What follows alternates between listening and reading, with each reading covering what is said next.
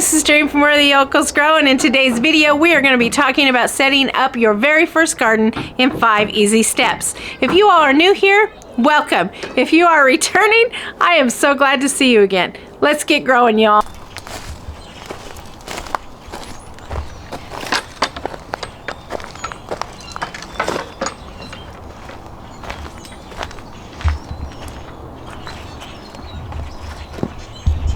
Okay, y'all, before we get started, I think it's important to say by no means am I a pro gardener. Am I a master gardener? I have been gardening as an adult on my own for 20 plus years. Before that, I grew up on ranches and farms in Kansas and in California. So these 5 easy steps are just things that I think are important for anyone who's deciding to start a home garden. Let's get started.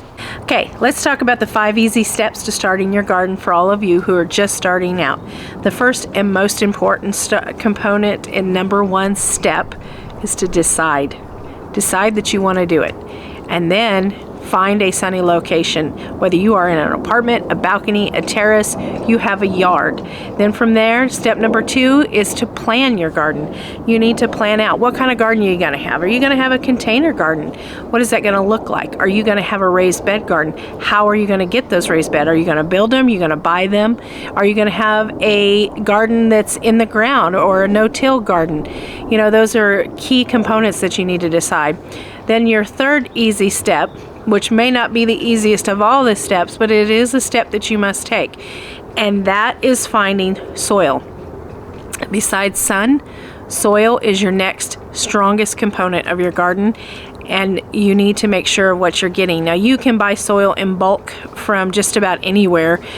Here locally, I get bulk soil from a place called Living Earth. It's here in Arlington, and they are an organic composting company, but they also make soils, and they specifically design their soils. They have potting soil. They have potting soil with fertilizer. They have a soil called a magic mix. They have raised bed that's, you know, it's specifically designed for raised bed, which is what I purchased 2 years ago. Now that cost me about $265. So these new beds, with the inflation, I know that soil and cost of material has went way up. So I knew that I couldn't fill an 8x4 bed with an expensive soil. I just couldn't afford it. So I chose to go with bag soils, and what I chose to, what I chose to go with was, it's called Timberlawn's Manure and Compost, and Nature's Choice of Organic Mushroom Compost. And then on top of that, I put a layer of topsoil. Now that's for another video, and I will do a video on it, and I will show you how to set those raised beds up. But that's for another time. Your 4th component of your garden, and again, it's pretty important, whether you are growing from seed or you are starting with seed, with plants. Grow what you eat. Don't go out and buy a bunch of plants that you don't eat. You just grow, you're excited about doing it, and suddenly you're growing things and they've taken up all the growing space, and you're not growing anything that you're going to eat. It's kind of a waste of time for you. The 5th and most important component is enjoy what you're doing.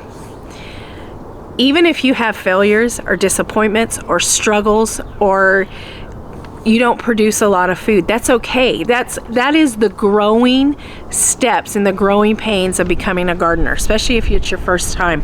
And I can tell you, and any gardener that I know personally will tell you the same thing. It doesn't matter if you're a beginner gardener. It doesn't matter if you've been gardening for 20 years.